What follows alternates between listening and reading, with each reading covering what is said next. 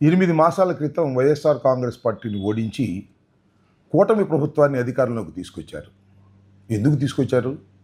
వారిచ్చినటువంటి హామీలను అమలు చేయడానికి, లేదా వారి మేనిఫెస్టోని అమలు చేయడానికా, లేక చంద్రబాబు నాయుడు గారి కుమారుడైనటువంటి లోకేష్ గారు రచించినటువంటి రెడ్ బుక్ని అమలు చేయడానికా అనేది అర్థం కాని పరిస్థితిగా ఉంది.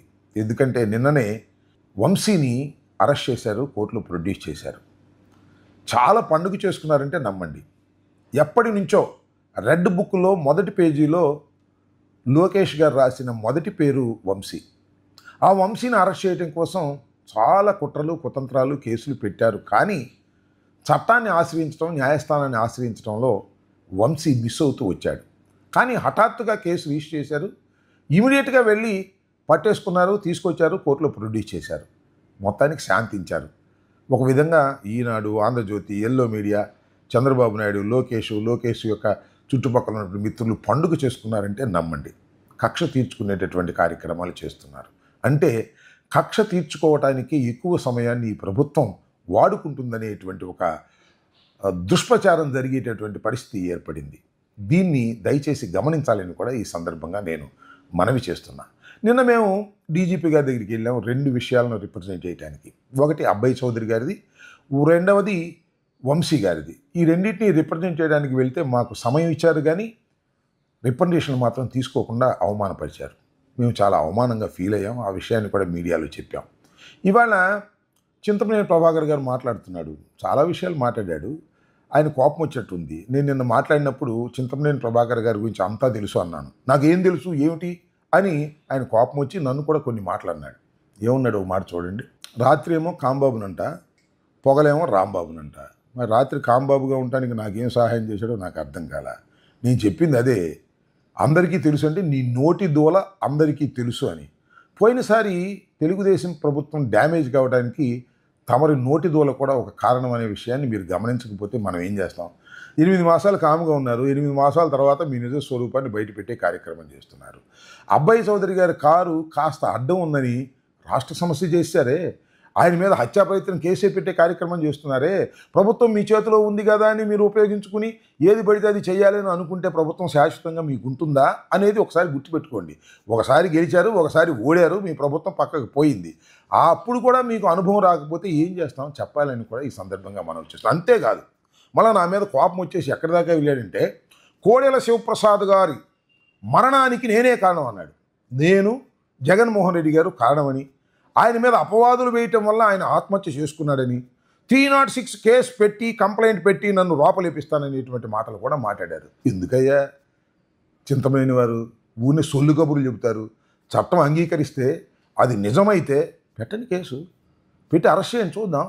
ఎందుకు ఊరిని సొల్లు మాటలు మాట్లాడే కార్యక్రమం, ఏదో మిమ్మల్ని ఏదో అన్నానని చెప్పేసి లేనిపోని విషయాలన్నీ మాట్లాడేటువంటి ప్రయత్నం దయచేసి చేయవద్దని కూడా మనవి చేస్తున్నాం.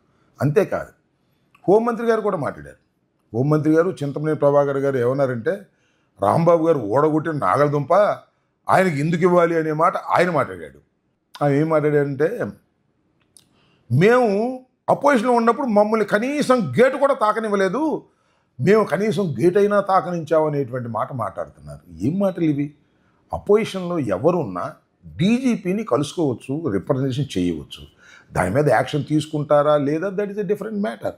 ఇవాళ మేము అపోజిషన్లో ఉండి 2 రిప్రజెంటేషన్లు తీసుకువెళ్ళి మేము డీజీపీ గారికి ఇచ్చేటటువంటి ప్రయత్నం చేస్తే డీజీపీ గారు టైం ఇచ్చారు. మేము వెళ్ళాం, వెళ్ళిన తర్వాత వెళ్ళిపోయారు. సరే, ఎక్కడివ్వాలి, ఎవరికి ఇవ్వాలి కనీసం చెప్పకోకుండా వెళ్ళిపోయారు, అవమానపరిచారు అనేటువంటిది మా అభిప్రాయం. దాన్ని నేను స్పష్టంగా చెప్పాను. దానికి హోంమంత్రి గారు మాట్లాడుతున్నారు తప్ప డీజీపీ గారి ఆఫీసు మాత్రం ఏమీ స్పందించడం వల్ల. అంటే దాని అర్థం ఏంటి? పోయినసారి హోంమంత్రి గారిని గేటు కూడా తాకనివ్వలేదు కాబట్టి ఈసారి వచ్చేవాళ్ళు ఎవరిని ఎలవ్ చేయమాకండి హోంమంత్రి గారు చెబితే డీజీపీ గారు చేసినట్టుగా అర్థమవుతుంది. ఇది కరెక్ట్ అయినటువంటి విధానం కాదు, ప్రజాస్వామ్య విరుద్ధమైనది. ప్రభుత్వాలు మారుతుంటాయి. ఇవాళ హోంమంత్రి ఆమె ఉంటుంది, రేపు ఇంకొకళ్ళు వస్తారు, మేము అధికారంలోకి రావచ్చు, వాళ్ళ అధికారం నుంచి దిగిపోవచ్చు. ఇలాంటివి చాలా జరుగుతాయి. కానీ IPS officer is IPS officer. కానీ ఐపీఎస్ ఆఫీసర్ గారు ఈ విధంగా ప్రవర్తించడం అనేది చట్ట వ్యతిరేకమైందే కాక ఆక్షేపణీయమైంది అని కూడా ఈ సందర్భంగా నేను మనవి చేస్తున్నాను. ఓ మాట చెప్పేయండి, డీజీపీ గారు వైఎస్ఆర్ కాంగ్రెస్ పార్టీ వారి దగ్గర నుంచి రిప్రజెంటేషన్ తీసుకుంటే చంద్రబాబు నాయుడు గారు, లోకేష్ గారు, హోంమంత్రి గారు అంగీకరించడం లేదు కాబట్టి మేము వారి దగ్గర నుంచి రిప్రజెంటేషన్ తీసుకోము అని చెప్పండి.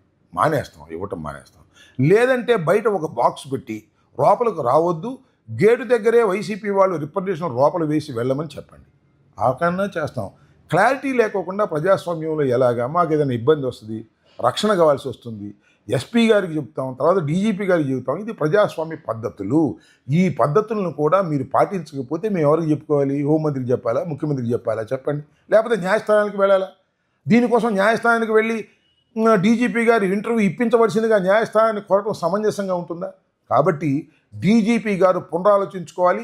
నిన్న జరిగిన సంఘటన మీద మాకు స్పష్టమైనటువంటి భావన కలిగే విధంగా మీరు ఒక ప్రకటన చేయాల్సిన అవసరం ఉంటుందని కూడా నేను మనవి చేస్తున్నాను. లేదు మేము ప్రకటన చేయము, ప్రకటన చేస్తే మమ్మల్ని లోకేష్ ఒప్పుకోడు, ప్రకటన చేస్తే మా హోంమంత్రి ఒప్పుకోరు అనుకుంటే అది మీ ఇష్టం. కానీ స్పష్టత కావలసినటువంటి అవసరం ఉందని కూడా ఈ సందర్భంగా నేను మనవి చేస్తూ ఇంకొక విషయాన్ని ఇక్కడ చెప్పదలుచుకున్నాను.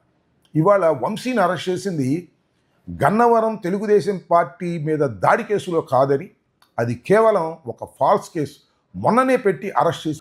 నమస్తే. 8 మాసాల క్రితం వైఎస్ఆర్ కాంగ్రెస్ పార్టీని ఓడించి కూటమి ప్రభుత్వాన్ని అధికారంలోకి తీసుకొచ్చారు. ఎందుకు తీసుకొచ్చారు? వారిచ్చినటువంటి హామీలను అమలు చేయటానికి, లేదా వారి మేనిఫెస్టోని అమలు చేయటానికా, లేక చంద్రబాబు నాయుడు గారి కుమారుడైనటువంటి లోకేష్ గారు రచించినటువంటి రెడ్ బుక్ని అమలు చేయటానికా అనేది అర్థం కాని పరిస్థితిగా ఉంది. ఎందుకంటే నిన్ననే వంశీని అరెస్ట్ చేశారు, కోర్టులో ప్రొడ్యూస్ చేశారు.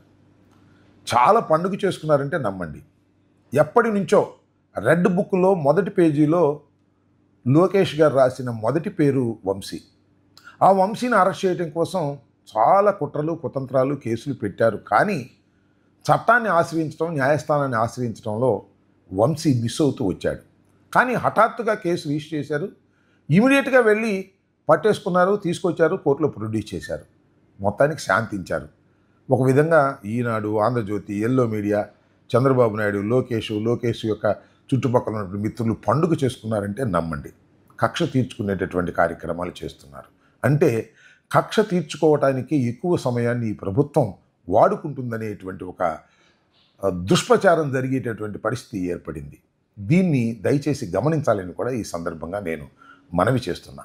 నిన్న మేము డీజీపీ గారి దగ్గరికి వెళ్ళాము 2 విషయాలను రిప్రజెంట్ చేయడానికి. ఒకటి అబ్బాయి చౌదరి గారిది, రెండవది వంశీ గారిది. ఈ రెండింటిని రిప్రజెంట్ చేయడానికి వెళ్తే మాకు సమయం ఇచ్చారు, కానీ రిప్రజెంటేషన్ మాత్రం తీసుకోకుండా అవమానపరిచారు. మేము చాలా అవమానంగా ఫీల్ అయ్యాం. ఆ విషయాన్ని కూడా మీడియాలో చెప్పాం. ఇవాళ చింతమనేని ప్రభాకర్ గారు మాట్లాడుతున్నాడు, చాలా విషయాలు మాట్లాడాడు. ఆయన కోపం వచ్చేట్టుంది. నేను నిన్న మాట్లాడినప్పుడు చింతమనేని ప్రభాకర్ గారి గురించి అంతా తెలుసు అన్నాను. నాకేం తెలుసు ఏమిటి అని ఆయన కోపం వచ్చి నన్ను కూడా కొన్ని మాట్లాడినాడు. ఏమన్నాడు ఒక మాట చూడండి. రాత్రి ఏమో కాంబాబునంట, పొగలేమో రాంబాబునంట. మరి రాత్రి కాంబాబుగా ఉండటానికి నాకేం సహాయం చేశాడో నాకు అర్థం కాల. నేను చెప్పింది అదే, అందరికీ తెలుసు అంటే నీ నోటి దూల అందరికీ తెలుసు అని. పోయినసారి తెలుగుదేశం ప్రభుత్వం డ్యామేజ్ కావడానికి తమరి నోటి దూల కూడా ఒక కారణం అనే విషయాన్ని మీరు గమనించకపోతే మనం ఏం చేస్తాం? 8 మాసాలు కాముగా ఉన్నారు. 8 మాసాల తర్వాత మీ నిజ స్వరూపాన్ని బయటపెట్టే కార్యక్రమం చేస్తున్నారు. అబ్బాయి చౌదరి గారి కారు కాస్త అడ్డం ఉందని రాష్ట్ర సమస్య చేశారే, ఆయన మీద హత్యా ప్రయత్నం కేసే పెట్టే కార్యక్రమం చేస్తున్నారే, ప్రభుత్వం మీ చేతిలో ఉంది కదా అని మీరు ఉపయోగించుకుని